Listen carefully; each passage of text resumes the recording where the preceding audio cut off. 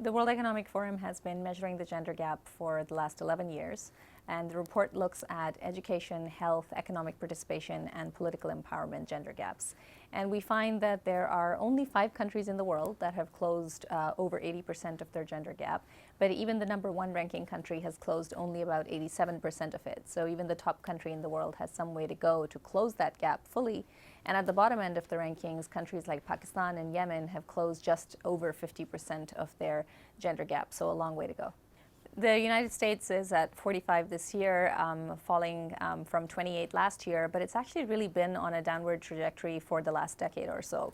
And that's not because there hasn't been progress. It has been improving relative to itself over the last decade, but because other countries are moving forward faster, it's just continuously falling in their rankings. And mainly that is because the US has one of the biggest pools of educated, high-skilled women, and yet when it comes to integrating them in the workforce, it's just simply not doing as well as many other advanced economies.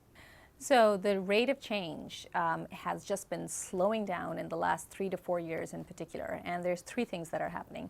One is we're still feeling the repercussions of the financial crisis, and that has simply just created a less dynamic labor market, and that means that it's harder to correct the gap between women and men. The second thing is we're at the beginning of the 4th industrial revolution, and so technology is causing changes to labor markets, which are having 2 impacts for women in particular. One, there are losses of jobs that are low to mid-skilled white-collar work that women are the majority in. So sales functions, administrative functions, women have been employed in those functions for a long time, and now those jobs are going to get automated away. The second thing is the growth in jobs. The growth is happening in those areas that women tend to not be very well prepared for in advanced economies, and that's STEM-related jobs, so science, technology, engineering, and math functions.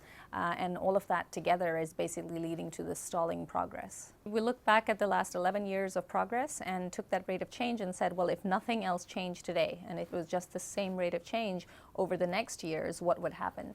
And it would take another 170 years to close that economic gender gap. But this is not to say that it is guaranteed to be that way.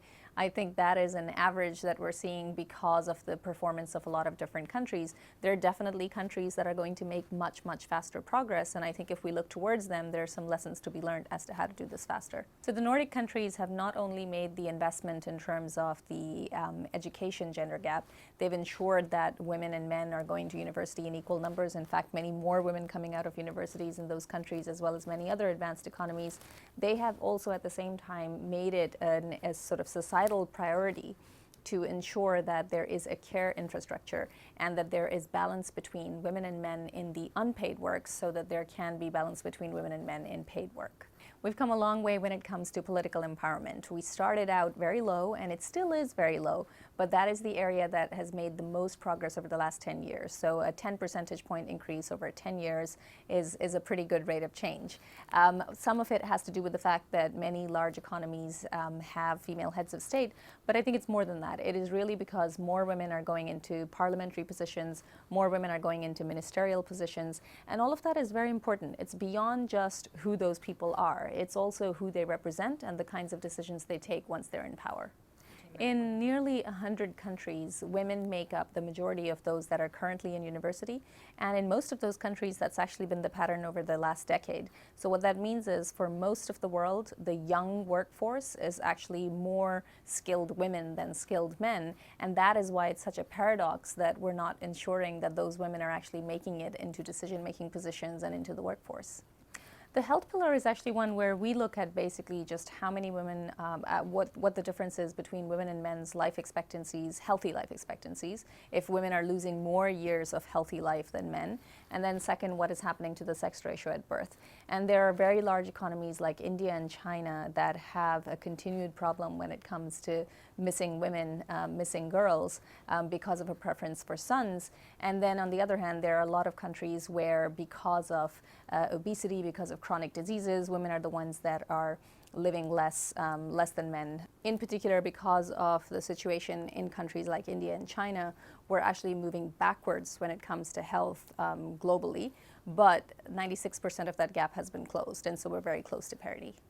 Well, one thing that's very clear is that you don't have to be a rich country to be able to close the gender gap. Gender equality is not a luxury good that only rich countries can afford to do. There are countries that are towards the bottom of the rankings that are making some of the fastest progress, and there are countries at the top of the rankings that are lower income countries. So, for example, countries like South Africa, Philippines are doing extremely well because they've actually made gender equality a priority. So they might be low income countries, but they are ensuring that all of the resources and opportunities in that country are being equally distributed between women and men. The reverse also holds true, though.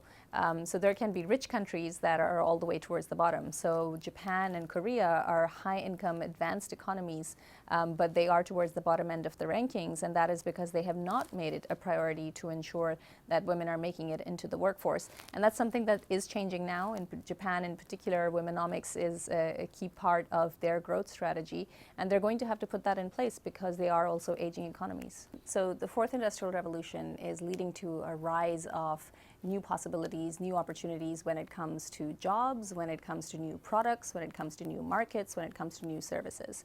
And if women are not as prepared as men to be able to use those opportunities, then we could be seeing a world where there might be a widening gender gap, where you end up seeing men going into the new high-skilled, high-income professions and women getting ghettoized into the lower-income, lower-skilled professions. So that is why it is so important that women are also going into STEM professions, and at the same time ensure that men are also going into care-related work so that that balance can be addressed as well.